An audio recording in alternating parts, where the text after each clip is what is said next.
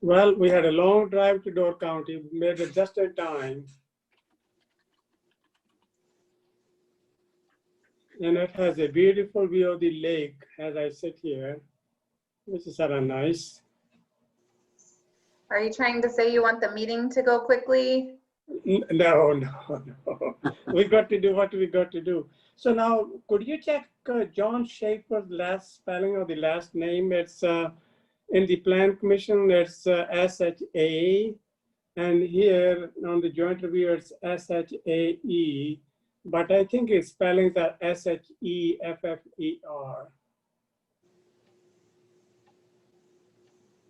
It is different than, it is German, but I guess, I know it's a umlaut, so it should be AE, but he doesn't spell, I think he spells with SHEFFER, I think. You're correct, Mayor. I just looked it up and there is no E after the A, so I'll make that correction in the minutes.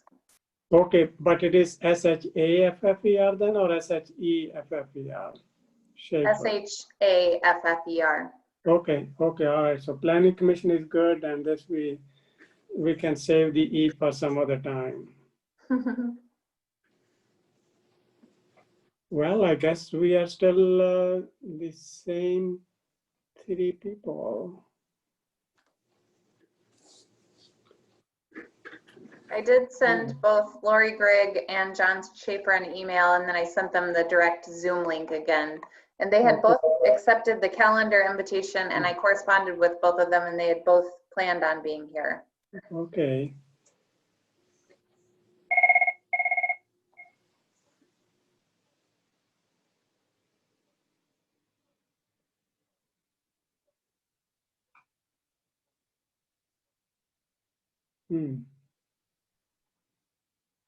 Wonder if we could get started with the first item after the minutes, which is just an update on TIF projects, and hopefully they can join before we get to the project plan amendment. Okay, all right, good idea. Boy, Bill is amazing. He always come up with a lot of great ideas. Okay, well, I'm going to call the meeting of the TID joint review board meeting for August. What is going on here?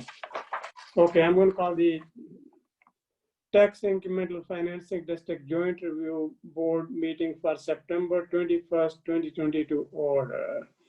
And the first item, Abby, is the roll call. Brar? Yeah. Ames? Yep. Gallagher? Present.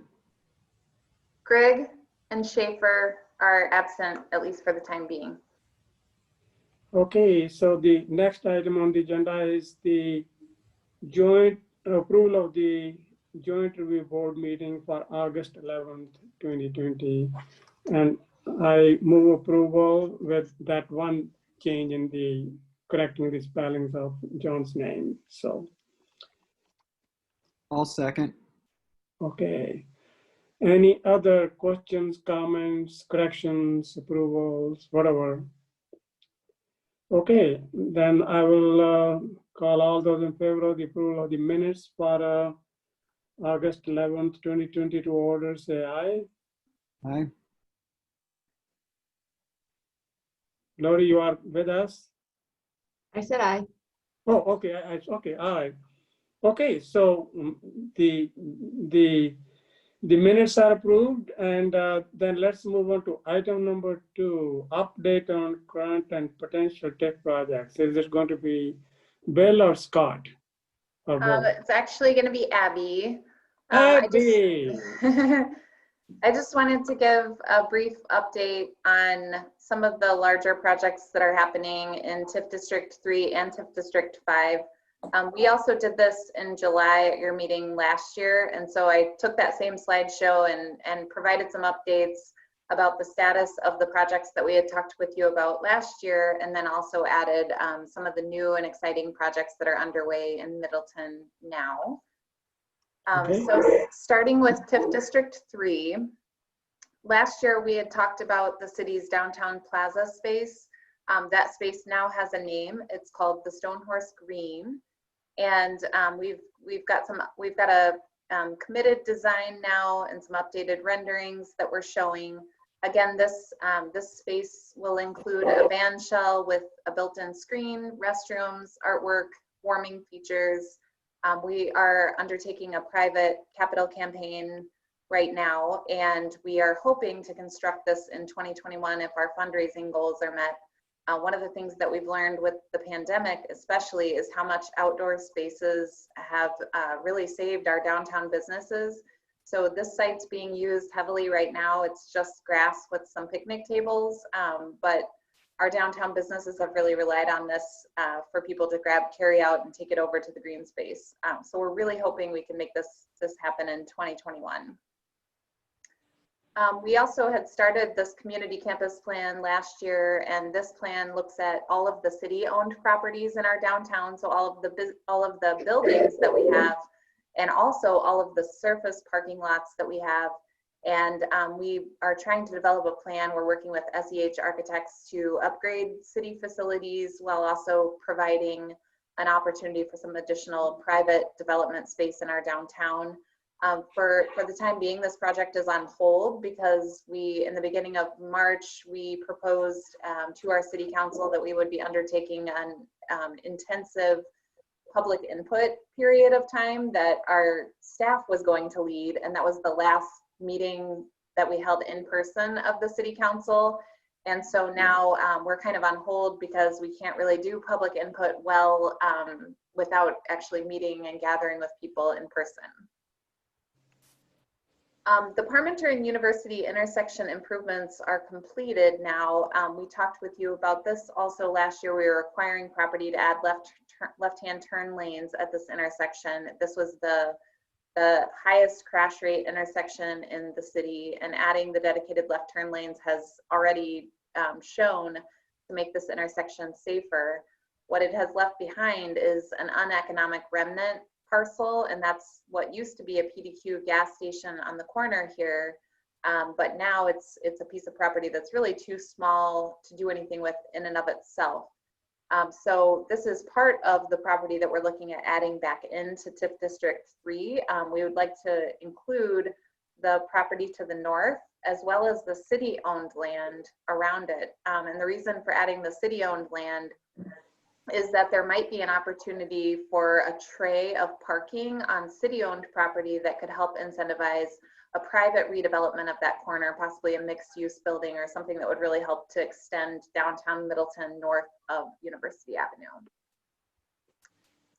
We're also planning for the Pleasant View Road reconstruction project. This is probably the largest capital project the city of Middleton has undertaken, with the exception of public buildings. And this is the reconstruction and widening of Pleasant View Road to a 4-lane divided cross section.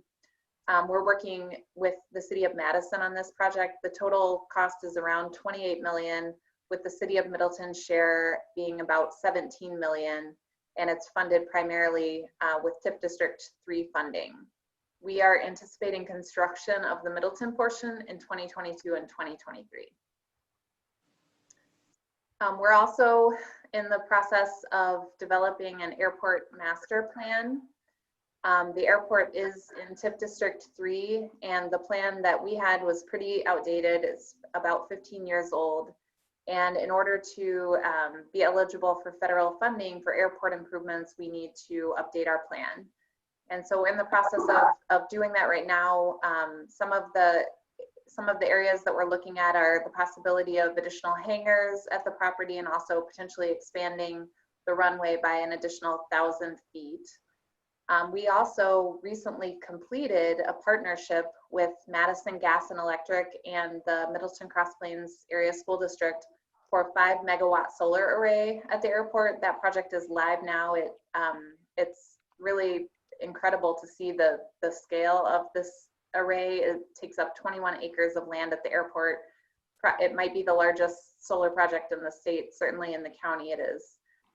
So that's another exciting thing that's happening at the airport. It wasn't a TIF funded project, but it was a neat partnership that we entered into. So a lot of what we talked about last year was related to the devastating August 2018 flooding that we had in Middleton, and the damage, about $32 million in private business damage and $6 million in public damage to public properties.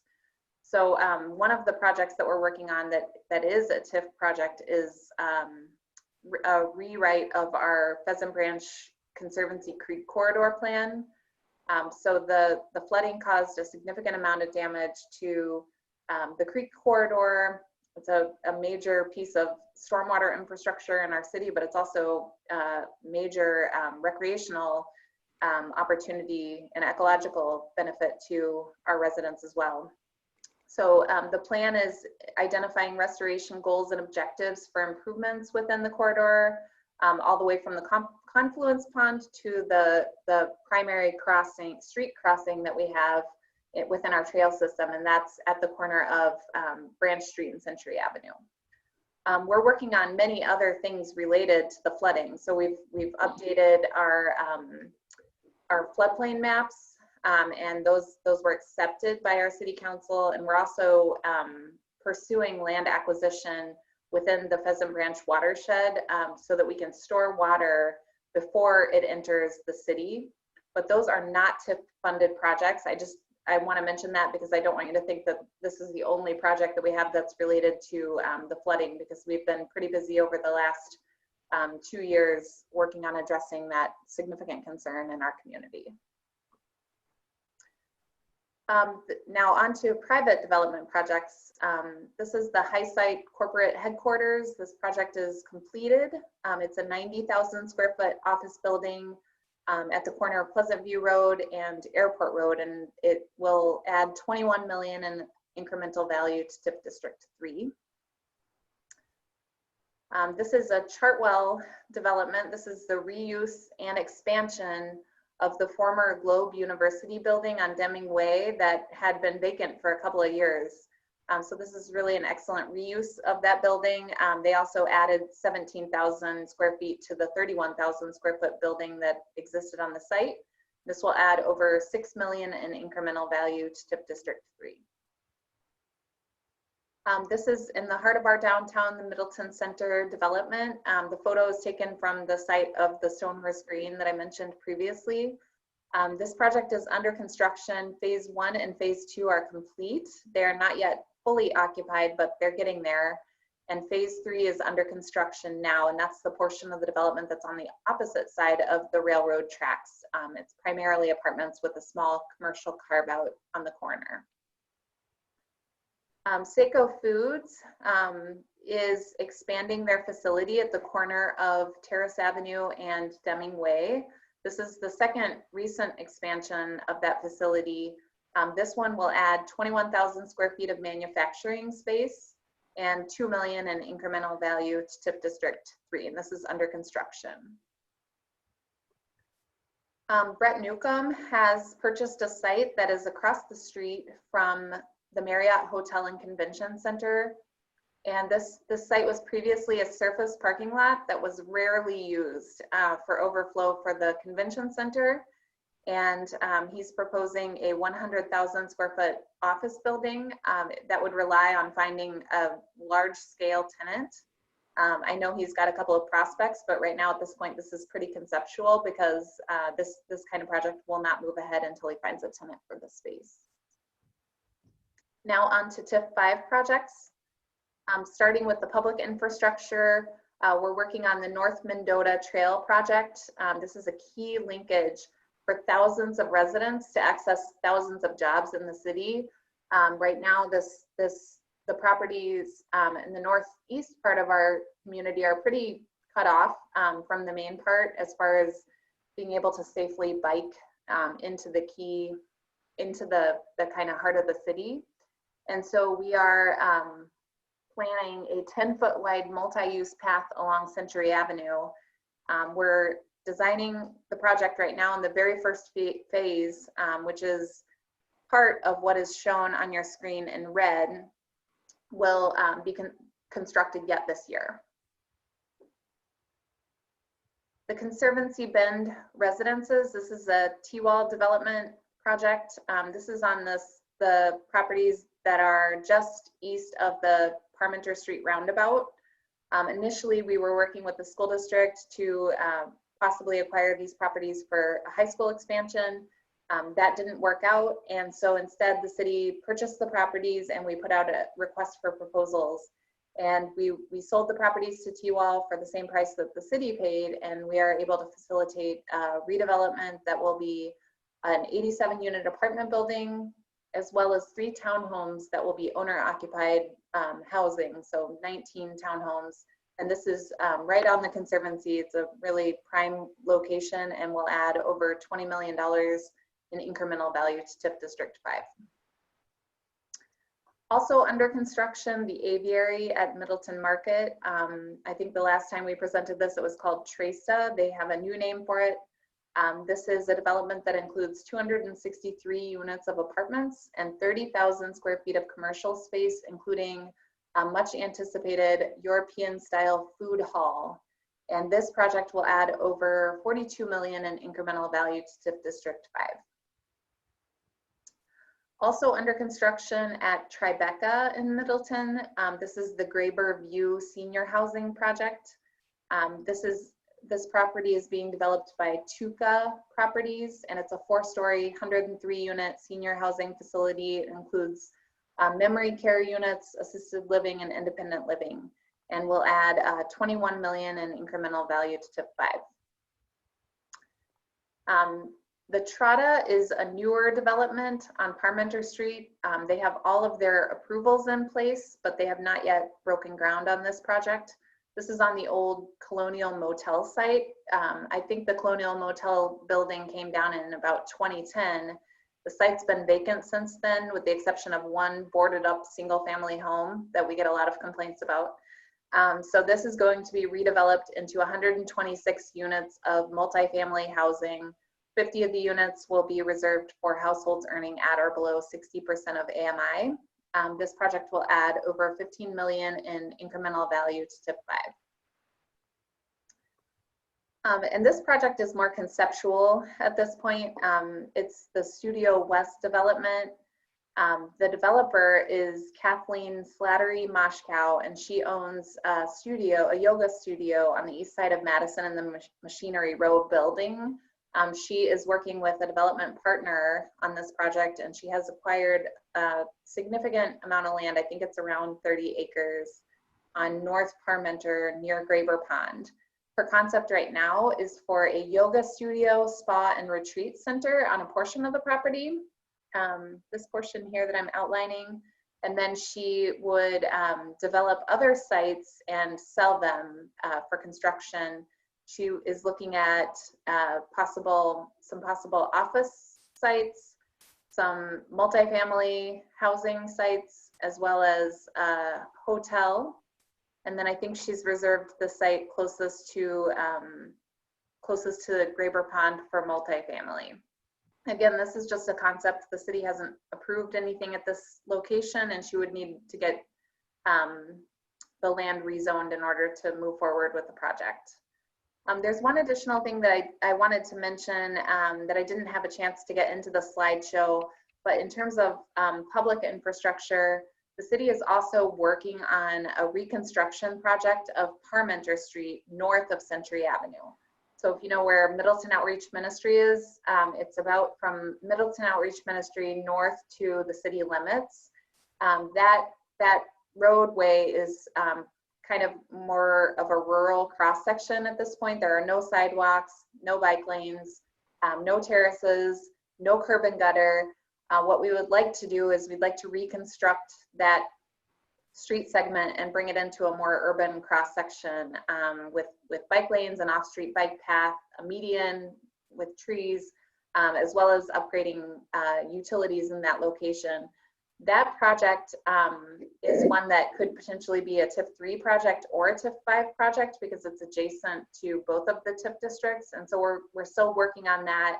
And we're thinking that it could begin design as early as next year because the city was able to secure $1 million in grant funding for that project through the multimodal local supplement grant. And so we're still putting that together for the city's budget for next year. And I didn't get a chance to include it in the slideshow, so I just wanted to mention that. I think that that's all that we had for city projects, but I'm happy to answer any questions that you may have. Any questions for Abby? I just have a wondering, Abby, are you going to have this PowerPoint somewhere on the city's website or someplace where we would have access to it? Yeah, I would be happy to. I'll probably upload it to our economic development page, and then I can send you all a link after the meeting. This is just great information for when we have Moody's stuff. And not that I have any coming up soon, but just nice to have. Yeah, we always put together a similar presentation for Moody's, and anytime, Lori, that you're looking for updated information, we can always help you put that together. Any other questions for Abby? So Abby, about department, we have that one grant, so we will be actually using that very soon, right? Yeah, Mike was just looking into that because the MLS grant was converted to a different type of funding source. And so we're looking into the amendment to determine what the time frame is that's set by that grant that we received. It may be that, you know, we need to make progress in the next couple of years. So that's, yeah, we were just talking about that in our last meeting, Mayor. Okay. Well, looks very good. More questions? The TIF districts are doing a lot of great things, making a difference. I know Lori joined, so we are 4 people now. So I don't know, there's a TWE. That's, I don't think that's John's. Is John Schaefer there on the call? John? I know Lori is there now, so. Okay, any more questions for Abby? Okay, so we need a approval, Abby, now then? No approval is necessary. Okay. This is just an update. Okay, so then move on to item number 3 then. Yes, and so for item number 3, we have Scott Harrington from Vandewaal and Associates who can go over the amendment, just a couple of brief updates, and also answer any questions that you may have about the amendment. And then Bill Burns, our finance director, is also happy to answer any questions about TIF projections. For both the amendment and the projections, we aren't planning a formal presentation, but we are ready to give one if anybody has any questions about anything. Okay. All right. Okay, Scott, so you're up. All right. Good afternoon, everybody. The plan is pretty much exactly as you saw it back in August.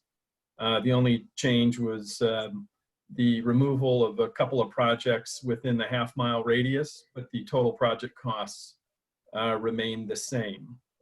Per the statute, the city is required to provide you with kind of 5 informational items. They're all contained in the plan document itself, but in your packet was a separate report listing those 5 things and the requirements in the city's response to that.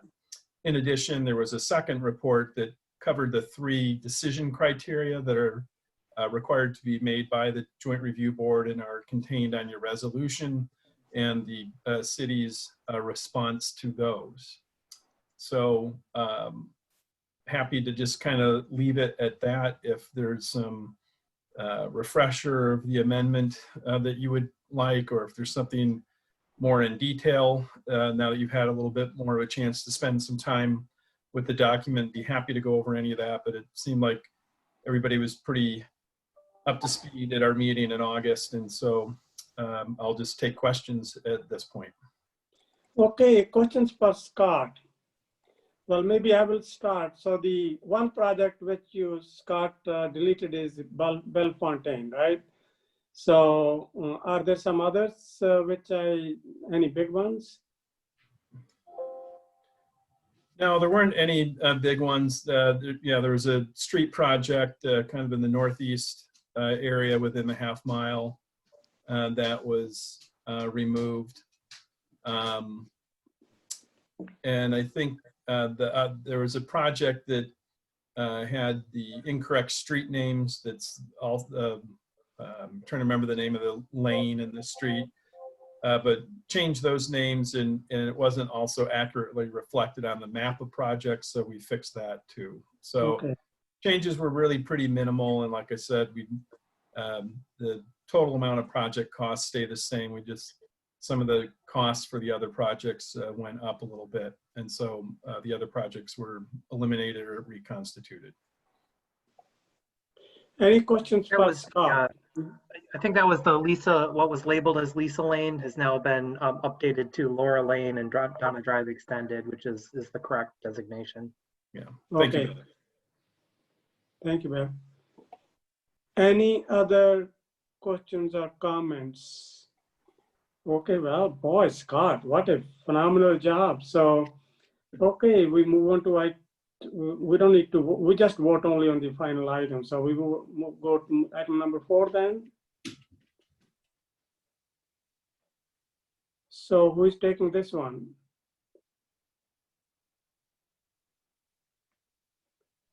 Item number 4.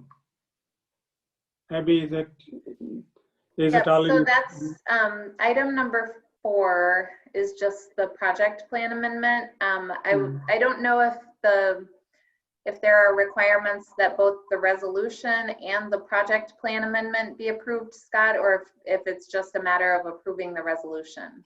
It's just a matter of approving the resolution. The resolution approves the plan. Okay. So any questions or comments on item 2, 3, or 4? Any questions or comments, item 2, 3, or 4? All right, we move on to the real thing now.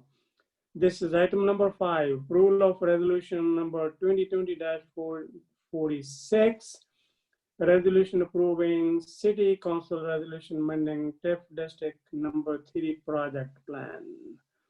Need a motion to approve. All motion to approve. Okay, motion by Adam Gallagher. Okay, I will go ahead and, anybody else want to second, or I will? I'll second. Okay, so second by Lori. Any questions or comments now? Was that Lori Gregg or Lori Ames? Lori Griggs. Thank you.